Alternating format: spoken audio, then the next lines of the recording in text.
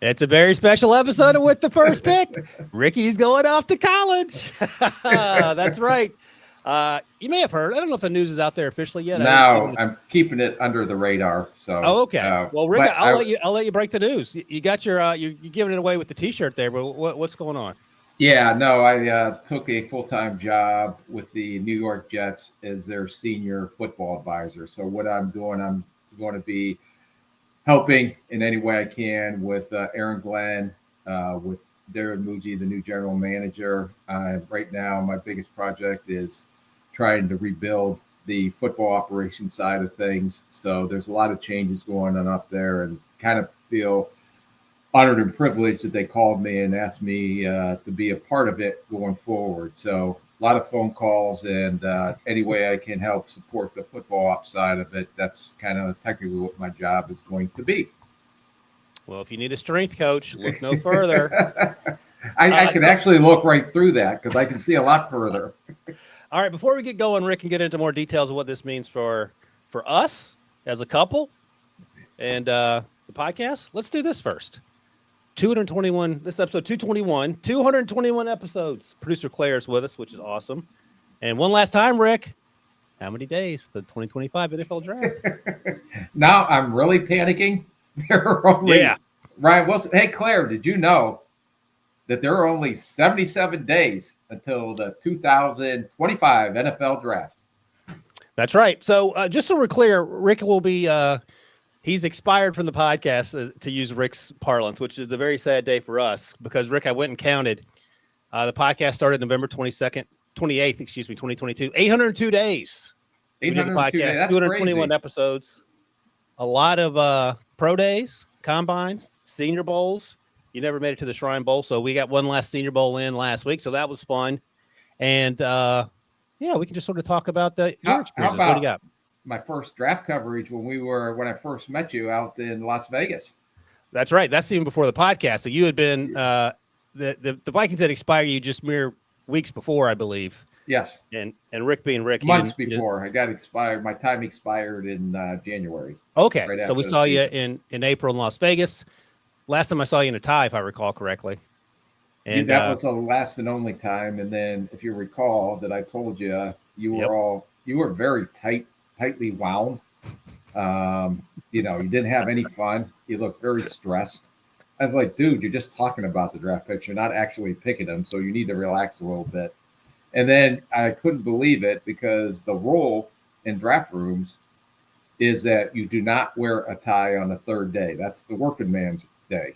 We're all the scouts and have a lot of input and a lot of part of the major decisions that you picking players on Saturday, rounds 4 through 7, and through college free agency. And you came in a guns a-blazing, all buttoned up, ready to, all your notes and everything like that. Yeah. And I was like, God, is this dude wound tight? He needs to learn how to relax a little bit. So hopefully Claire, that was over the last 221 episodes, I think you've actually learned how to relax a little bit, which I did accomplish one thing. Yeah. Learn how to take a couple punches. I will say this, Claire, that our first encounter on the set in Las Vegas, first of all, it was 1 trillion degrees, so I had no business wearing a tie on that Saturday.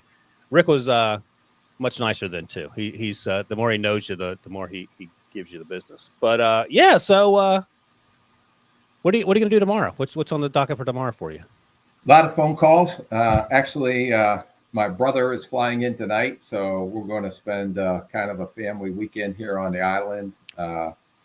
He'll be very depressed because we're going to have to watch the Super Bowl, and if you're not in it, it's always the most depressing day of the year. And then after will you ask Chris for advice like he asked you for advice when he took a similar role with the Lions? As far as what kind of advice could he give me? That checks out. He's been doing that job for 4 or 5 years now. The job, it's essentially the same job or different? A little different. He's in the office every day. Right. This one I would not have taken if they wouldn't let me work remotely. So I'll commute back and forth, but we're not going to leave the island. This is our permanent home. And while it's 5 degrees up where you're at, it's going to be a nice, balmy 82 degrees today down here in sunny. Oh, my gosh. You're not joking. School was canceled today. The weather was so bad, and it's hard to cancel school in central New York, but here we are. The other thing is, I thought we'd go through some of our trials and tribulations together. I was joking with love Claire it. before we came on that basically it's like we're sending you off to college. We didn't think you were going to get into college, so we're very proud of you in that respect. Yeah, And don't ever underestimate the community colleges. They take everybody. I was going to say, don't ever underestimate the Spielmans either. I think it's a testament to Is it fair to say that you won't answer this question, Claire? I think Rick is more of a big wig now than he was when he was actually GM. I mean, last year he helped the Commanders find a coach. This year he helped the Jets find a coach and the GM. And now you're just a sounding board, right? You're not, just so people are clear, you're not making decisions. You're just a sounding board. No, I am just a sounding board. And then as I observe and see things, could make some, what I have experienced to share a lot of my experiences, or did you look at it this way? You look at it that way. Aaron Glenn and Darren Muji are the final decision makers. I'm just there as their sounding board and help them support any way that I can. Kind of like what I did on this podcast. I was just the Jets are in trouble. Yeah. You were like the star of the show, the GM. Yeah. I started out as just the scout in the corner. I was just your sounding board as we kind of evolved through this podcast. No, it did evolve. It got, I think early on, and I don't know what Claire was doing in 2022, but she wasn't watching the show. But I think people thought that you hated me because of they don't know who Rick is underneath. And then, as our relationship grew, we went to therapy. Things worked out, and I feel like we got things going in the right direction. I'm also. It's still the same from day one to day, show 221. I'm still going to I will tell a little sarcastic. story here, Rick, and hopefully it won't embarrass you. But about a month or two into the show, Claire, Rick called me in a panic, and he said, I was talking to my brother, and Chris did a lot of television after he got out of the league before he went back into the front office. I was talking to my brother, and he said, make sure that people don't think that people don't think that you think Ryan's an idiot because, you busting his balls is one thing, but people may not get that. And Rick was in such a panic and felt so bad about it. I said, man, I don't care. It's fine. But just a little peek behind the curtain about who Rick really is. And like I told you yesterday, good things happen to good people. So I'm happy that this is going to be a thing. And I think Jets fans should be absolutely ecstatic. I would imagine Claire in her perfect world, you would be going to Chicago, but maybe that's the next stop. Yeah. So let me ask you this. What were your expectations? What? Are we getting into the hypotheticals? Because you know how much I hate the hypotheticals. No, this is a real question. What were your expectations with this podcast? Because you didn't know what a podcast was before you were asked to be on one, I would imagine, correct? No, I had FM radio. There was Sirius radio, and I didn't get it because you have to pay for it because things. So I didn't listen to many podcasts because I never had time, when I was in Minnesota. So when they approached me and Debo and EK, Eric K, who both of those guys are phenomenal. Probably without those guys, we probably would have got not as far as we did with how long we've been able to do this podcast. So kudos to those guys. And then Claire now kind of slithering her way into, the Ivy Tower. You watch Brian Wilson. I'm going to make a dollar bet that with three or 4 years, she's going to be in the Ivy Tower too, looking just down. Just like George Jefferson. Us. Yeah. Moving on up. I don't know if Claire gets that reference. Yeah. No, she'll have to look at it. She didn't get the small burger hands from 1977 commercial. All right. What were your expectations? I didn't know. It was all, I didn't know. I didn't even know do you just get up there? Or do you got to be buttoned up? The one thing that I hope people felt, at least, that when I was a GM, I had to be pretty buttoned up when I did press conferences and everything. Yep. And the one thing that I really enjoyed the most was that I got to be me. And whether that's sarcasm, whether that's making fun, that's how I was in the office, because you have to have fun when you do these jobs in the office or even in this thing, because if not, it could be it's a hard job. People don't realize how much time and effort goes into behind the scenes to come up here and at least talk halfway intelligent about things that we're talking about, especially the draft. That's a lot of tape. And I always had Peoples help me stay organized, and I got pretty fortunate to be with you, where you kind of showed me how you organize things for TV and how you do all this stuff. So, Yeah, I don't know if I had anything to do with it, but it was a great pleasure for me. I'm trying to think. I'll tell you one story. I'll tell Claire, but people who are listening and watching can enjoy the story as well. Because this is who Rick is. And it's actually refreshing because I think it's important. No one works harder. One of my theories, by the way, Rick, 77 days. You're so far behind because you've been with the Jets since, I think, late November. You just took this job so you don't have to watch all these kids. That's what I'm. Well, yeah. But now I am going to have to do some acceleration if I'm going to be involved in free agency and draft stuff, and just be kind of a sounding board in that area too. But the main focus right now is trying to get all the football ops organized, and eventually I'll help and jump into some of that as well. All I ask is that on Working Man's Day, you can wear your With the First Pick shirt. Yeah. So you didn't take that. You didn't take that subliminal message that I had on the other day. Why would he bring that out after it hasn't worn it for over a year? Yeah, we should have read between the lines. But Claire, last Thursday, after the final Senior Bowl practice, I'm driving Rick back to the hotel. I said, you know what? We wrap things up. So I put on Rick's favorite band without him knowing about it, the Average White Band. What song did I put on where you went crazy? Meet Me in the Schoolyard. Meet Me in the Schoolyard. So I can't play it here. Schoolboy Crush. We'll get a YouTube violation. But he was blasting that thing, Claire, and you would have thought it was 1978, the way he was dancing in the car. I'm sure people were looking at us between, oh, gosh, there it is. Claire, what do you think? You don't see a lot of GMs dancing their way home from Senior Bowl practice. But, hey, that's who Rick is. Going into our favorite coffee shop, Soul Caffeine, not this year, but last year, and acting like he was in the locker room, cursing up a blue streak, talking to some guys from the Commanders. I was like, Rick, we're in a public place. And people looking at him like, who is this wild man that just escaped from prison? I just escaped from prison, too, in there. He really did. What's your favorite Soul Caffeine in Mobile, Alabama, if anyone's over there? Yeah, if you go there, you have to get the waffle, peanut butter, banana, honey, whipped cream, waffle thing they serve. It's the most outstanding thing. I try to have my wife replicate that, and she's still trying. Yeah, and you called it healthy, which I thought was funny, but okay, sure. We'll go healthy. Right? You got bananas, you got your protein and the peanut butter. What's the waffle and the whipped cream? That's a little sugar. We also had another funny story. I'm just rambling here, thinking about things. Last year, we were in Stamford, Connecticut for the draft, and the studio's up there. And I took Rick to my favorite coffee shop, which I often do when we travel. And the proprietor, I no longer go to this coffee shop because it sort of bummed me out. Thought Rick was a hobo and wouldn't let him in to use the bathroom. And Rick, I've never seen Rick so angry, and football related or otherwise. I think you did everything in your power not to reach over the counter and choke that guy. But he thought you were homeless, which is something that says something about your appearance. But okay. Yeah, no, it was like because I didn't buy the cup of coffee yet.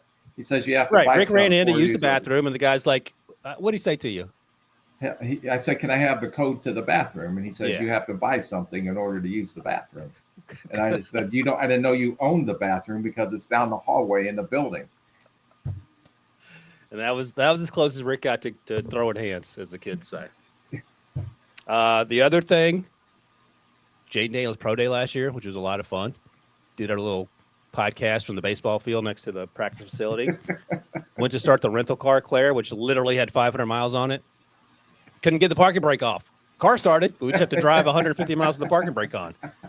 So I will say this, and Rick, I think you would agree. You may disagree. Neither one of us panicked. We had to catch a flight to get over to Drake Base Pro Day, and it is what it is. You just got to deal with it. But it took some wheeling and dealing.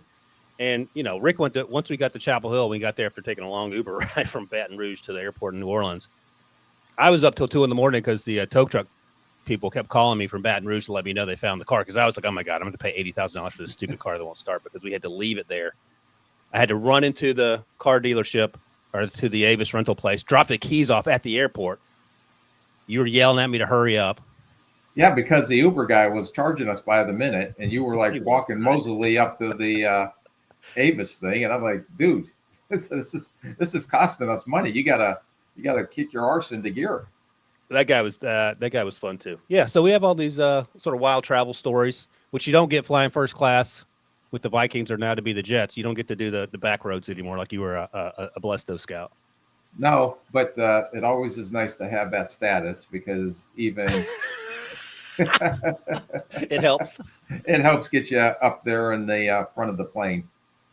All right, Claire says we got to take a quick break, and then when we come back, we'll talk some more about Rick's future, and we'll take bets on how long we think he'll last with the Jets. We'll talk about that right after this.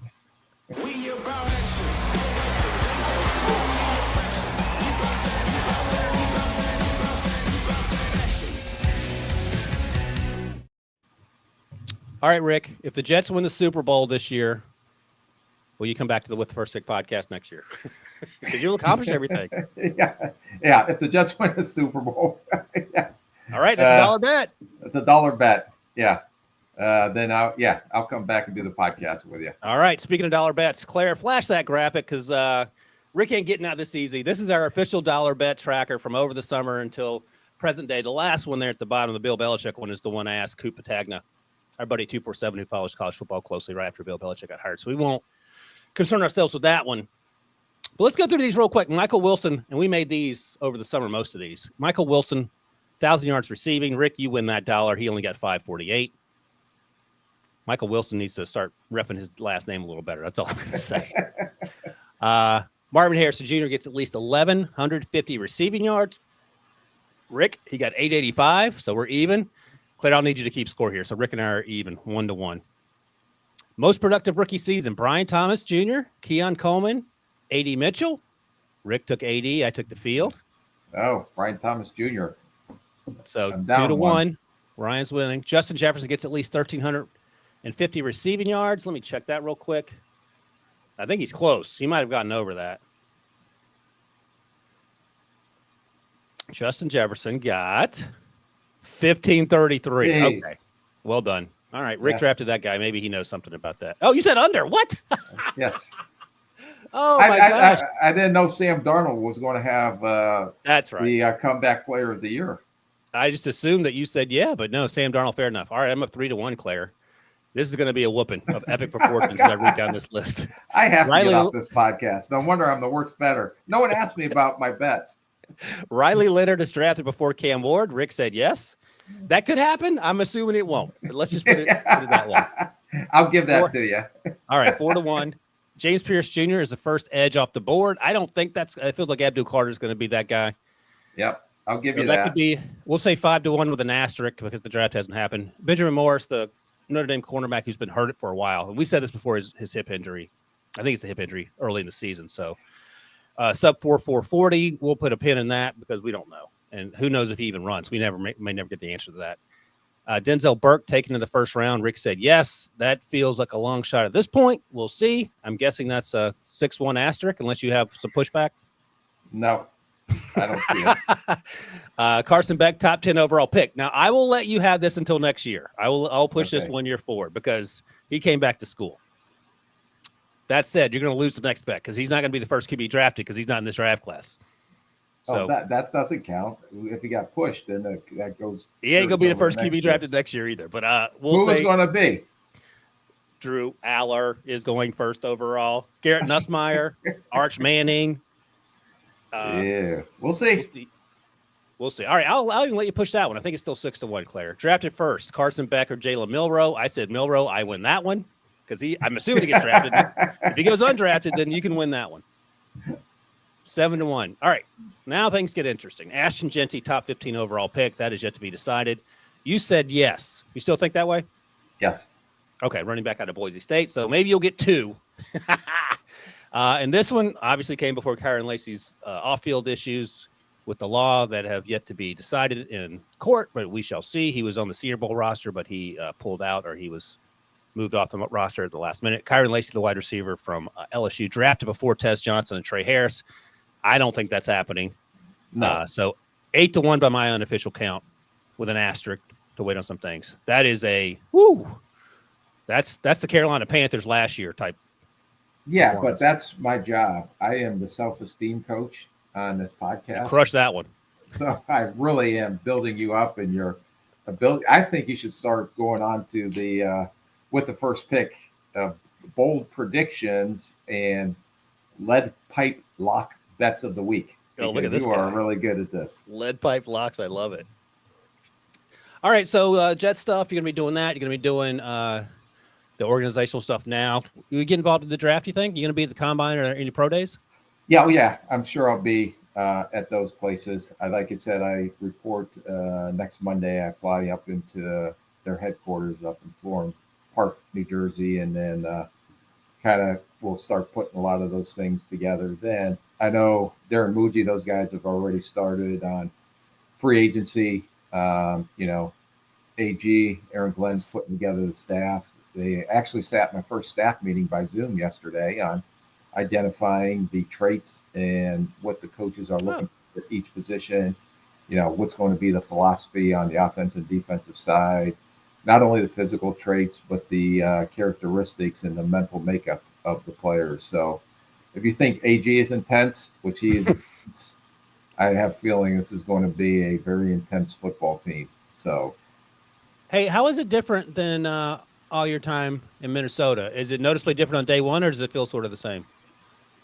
as far as the job, Like the meetings and stuff, like the oh yeah, personnel? no, very similar. I've sat Okay. in those type of meetings for over 30 some years. So Okay. yeah, that wasn't foreign to me. But it is, which is a little bit because of all the experiences that I've had, the good, the bad, over the 30 plus years. Now I get to start the clicker again on years in the NFL. Uh, but to me, I don't need to make the decisions. I don't want to make the decisions anymore. I really don't. I've had my day in the sun, the good and the bad. Yeah. But what I really enjoy the most is, even like on this podcast, at least sharing experiences Yeah. and sharing and educating on things that I've experienced and how I learned from the mistakes I made and even some of the good things that had happened. But I get the most satisfaction now of having all this in my head and even in my heart, and being able to share that. And hopefully that helps Darren Muji, and AG or Aaron Glenn when they go make these final decisions on the roster and everything they're going to have to do, because it's going to be a lot of decision making up there this off season. Yeah.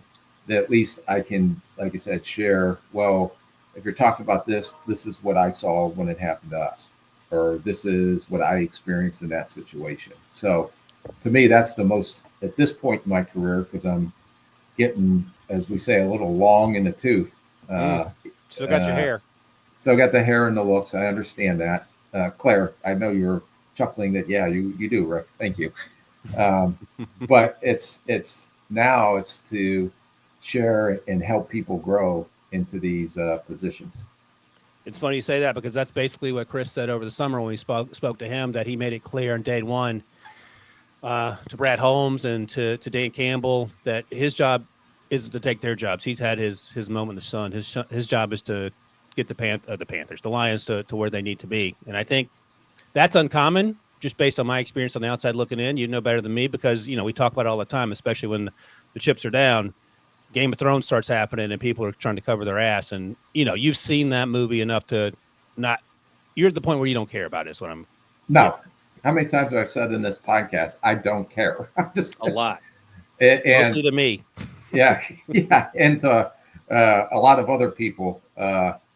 So and Hey, that's let me the ask you one. a question. Oh, go Yeah, ahead. I want to ask you a question. I won't forget. no, just it's like even we went through these GM searches and these head coach searches the last 2 years and working with the ownership group, and I can tell you this: there is a perception out there about Woody Johnson, Yeah. and the reality is two different things. Being around him for 2 months, and same thing with Josh Harris. And kudos to Dan Quinn and Adam Peters for what they were able to get that Commanders team turned around. Now it helped that Jane Daniels is their quarterback, and I'm going to make a dollar bet so I can get at least somewhat even that he's going to be offensive rookie of the year. Oh, you'll take that one for the Yeah, I'll record. take that. And let the record show, Claire, this man here wanted Drake May was his QB too. Just saying. And look at them now. The Jets are hiring them. What are we doing? Hey, 2 questions. Hopefully I don't forget the second one. I asked you this when you had me driving all over Ohio because we had to fly into Cincinnati to go to the Ohio State Pro Day. But I think we were driving back to the airport to go see Bryce Young in his Pro Day. I asked you, what do you know now that you wished early 40s GM Rick Spielman knew? Because you said there was so much you didn't know because you didn't know it. Right. You don't know what you don't know because there's no handbook. Every day you come in there's something new coming across your desk. My position in Minnesota evolved where maybe 20% of my work was personnel. Now, when it came to free agency and the draft, I shut everything out. But that's why you have to have a strong supporting cast around you. Like I was, very fortunate to have George Payton, as my right-hand man for over 25 years, before we went on to Denver, and had a lot of great people. As a leader, I think the best thing you can do is hire people smarter than you in their positions of expertise. But that's hard for people to do, though, right? Yeah, I don't understand that because you have to because one, you cannot have an ego, and two, you want to hire people that can actually are good enough to take your job. And if you have people that are good enough to take your job, and you have them all working for one common goal, it sure to hell gives you a better chance to have success as the leader of that group. Yeah. No, that makes sense. We just don't see a lot of, we see it sometimes and those teams are successful, and other times we don't see it, and those teams typically end up picking in the top 10 every year. But no, that's a great point. Is there one piece of advice you would give young Ricky as a new GM? Yeah, just open your mouth wide because you're drinking through a fire hose. And you're a control guy too. Was that tough? It was, yeah. Don't micromanage, and you want to make sure. And my biggest mistake was probably I wanted everything to be so perfect, and it can't. You strive for perfection, and you just can't get there. It's especially in this business. But you have to learn how to, and what took me a couple minutes to do, learn to trust the people, in the building, and trust the people that you put around you. And that's hard the first month, because you don't know the people that are around you. Right. And eventually that builds. But let people do their job, and you hire them to do a job, and they don't need to be micromanaged. I found that if you give the people direction, whatever department it is, what you want to accomplish. I said, I don't care if you go in the corner, stand on your head and spit wood nickels out. Because that's the way you're going to do it to get to this common goal. Then have at it. Turn upside down and start spitting nickels out. I'm not going to tell you how to do it. Right. But do it your way, but know what the end result is, and give people the freedom to fail too. And I think that often is, if you don't fail, and believe me, I've had some failures too, then you don't learn.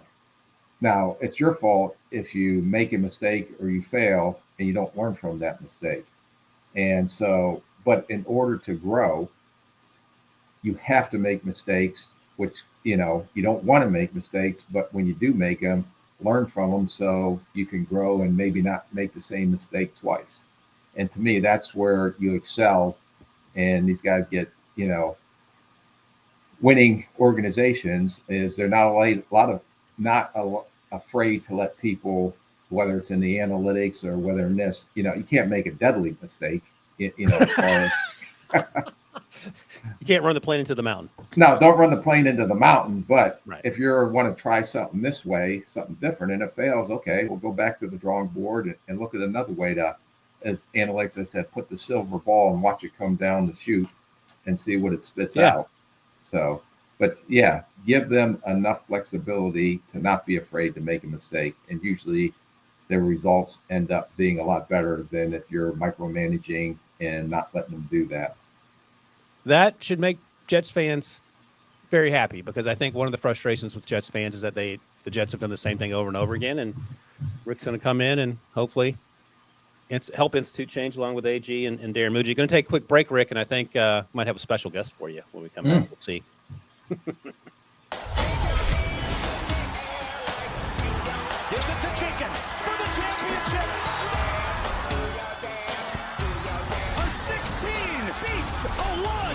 From sweet to elite to the Final Four.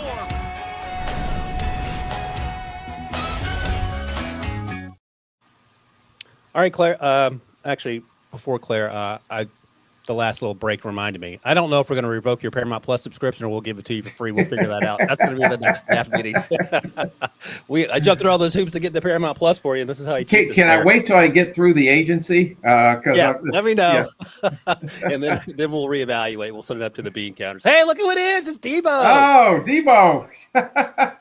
Paramount Plus is gone, effective immediately. He's got his Eagles hat on, Rick. Debo, you going to the game? Gear on this pod. Yeah, look at I got a free T-shirt out of it. So Debo is in New Orleans. I was looking up if the Eagles play the Jets in 2025, and they do not. Ooh, get a guy in field passes.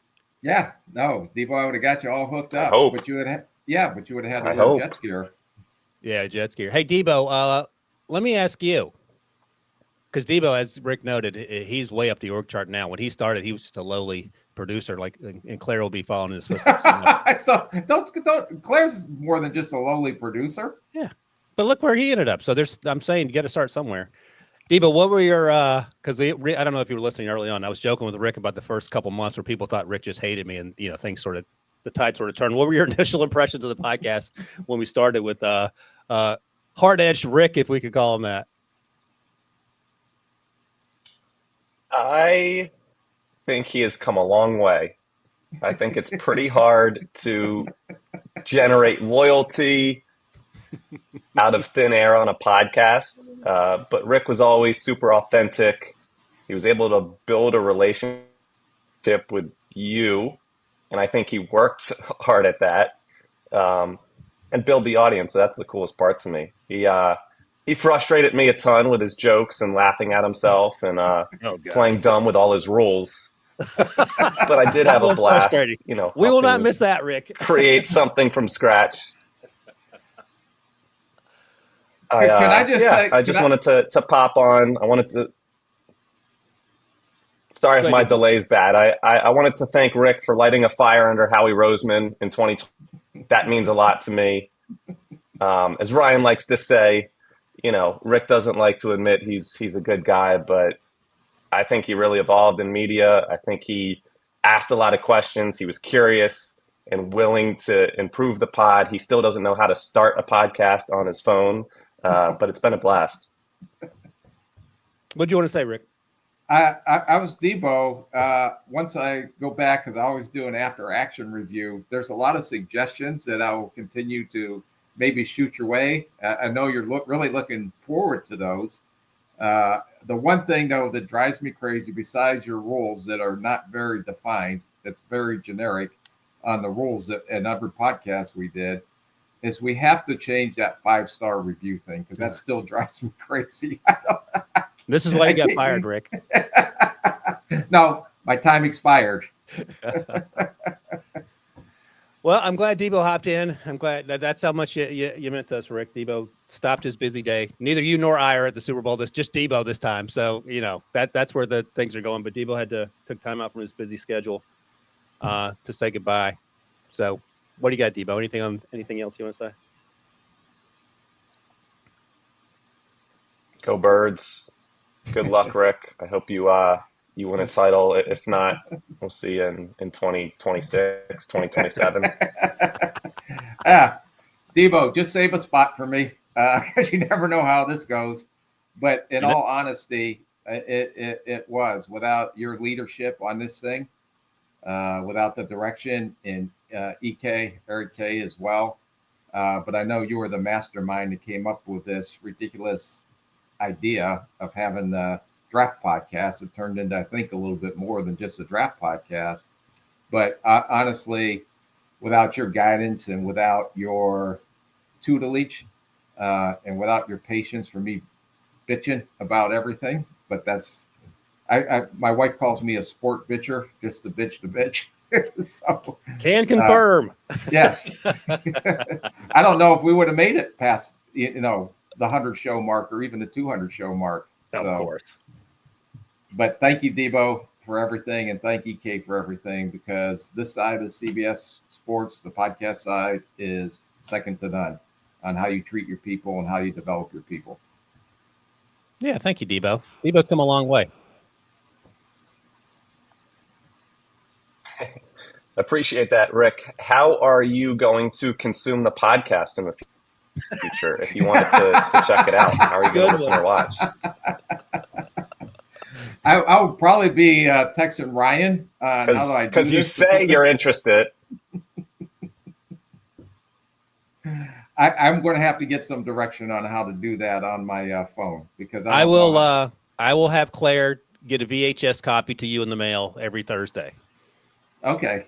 And yeah. Throw in the VCR. I could throw it in the old VCR, and I don't know who you're going to have in my shoes, but just tell them it's temporary, because I am eventually, when I'm done this little stint in my life, be sure to come back on this thing. Because all right, are you just talking? Or you're going to come back once you're as long as Debo and EK want me back when I'm done this little stint that I'm going to go through next couple of years, I'm sure when you see if my time expires in the Jets, I'm sure, Debo, you'll be the first call to say, "Hey, I'm sorry to hear about that." Hey, can you want to come back on the podcast? Debo dropped off, but I think he'll be back in a second. That's fantastic. That's great news. Wally Pipp will not be Wally Pipped on this show, Rick. Yeah, Wally Pipp's making a comeback. Wally Pipp is making a comeback. And one last thing before we go, just to keep you close until you do come back, Rick, we're going to keep the dumb bucket. We'll keep the dumb bucket. And Claire, I don't know if you ever saw the other part that I put on it. Oh, where is it? There we go. That'll be Rick in the dumb bucket. Anytime someone says something dumb, or if Rick does something dumb with the Jets, I'm going to take a picture of this and send it to you. Yeah. Can you put, if I don't have any decision making, but if you see something dumb, put it in the bucket and collect it till when I come back on the show. We'll go through all the list of things. All right. Well, it was great to see Debo. He sent me a note here. Let me see what he said real quick. All right. He's just off cam. He's still there. So he's still listening to you, Rick. Anything else you want to say before we get out of here? Because you got work to do that doesn't involve with the first pick for a couple of years anyway. No, and I guess most importantly, I'm going to miss you. All right. I'm sorry. No, I love it.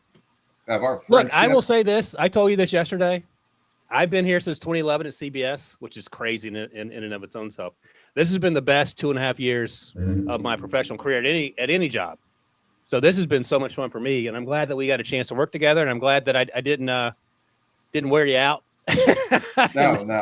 make you annoyed. And I was talking to my buddy, the Alabama fan who called over in the car that I didn't answer. I was talking to him after I got back to the hotel, and I said, "Here's what it's like with Rick." So we were sitting in the press box Thursday at the Senior Bowl, and you were shooting it up with Bill Polian, who loves you, and you walked away for a minute, and Bill talked to me for 30 minutes. We talked about you. We talked about Kyle McCord. We got to talk about Kyle McCord. Talked about Syracuse because you told him I was from Syracuse.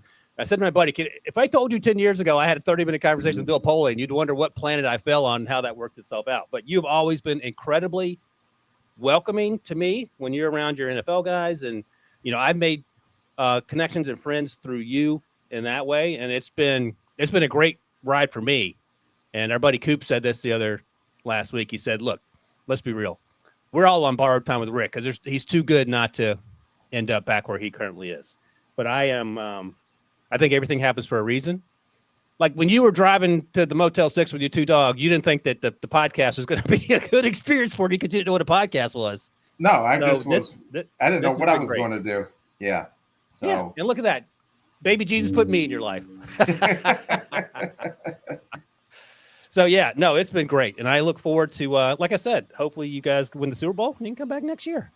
Yeah, that'd be awesome. But like I said, I'm just a supporting actor, just like on this podcast. But no, it's been an incredible run with CBS. And like I said, looking forward to eventually coming back because it is truly the way Debo and EK and you and Claire, you guys all make it as a family and as a team. And the one thing that I really missed when I got out was that team and that togetherness as a team.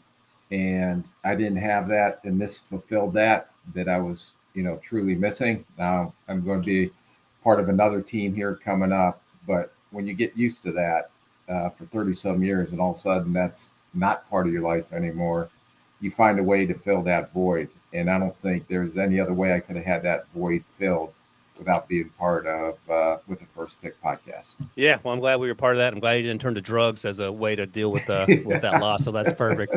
One last story before we get out of here, Claire.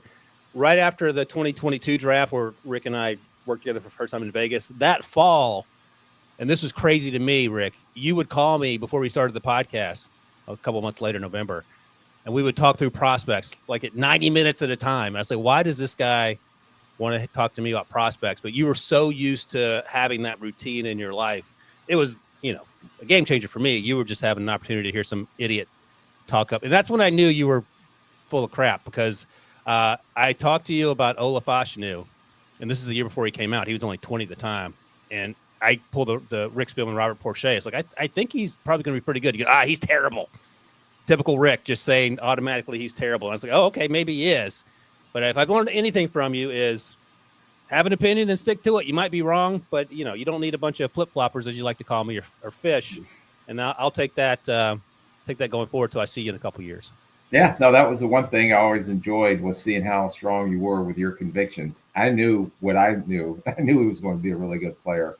But I always did that. I did that with the scouts all the time. Is I wanted to kind of test them to see how strong they actually were on their convictions. All right, Rick, we won't keep it any longer. You got an organization to help rebuild along with AG and Darren Muji. It's been an awesome 221 episodes and 802 days. I'm sure Claire's excited that she got to spend some time with you too. Although she probably wonders why as soon as she joins, you take off, but we can work that out in CBS Sports Therapy later.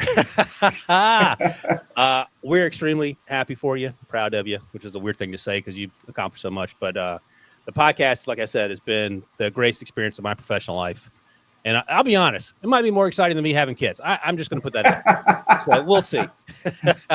We're excited to see you go off to college. Hopefully you'll learn something. Don't drink your way through college. Enjoy the experiences. And maybe when I come back with these new experiences, I'll have it even more to share on the podcast. Yeah, that's right. More stories somehow. Yes. But hey, you know what? Maybe we'll see you at the Combine. Maybe we'll see you in the Pro Day circuit, and we'll catch up. And, you said I can call you anytime, so I'm going to call you right after the show. Can I be a guest on the podcast? Anytime you want to be a guest, we will have you as a guest, happily, because folks love you. I love you. And, we're going to miss you. Don't make me cry. All right, Rick, we'll see you on TV with the Jets. Right. Next stop, Super Bowl. Thank you, Rick. Thanks, Ryan. Love you guys. Love you guys.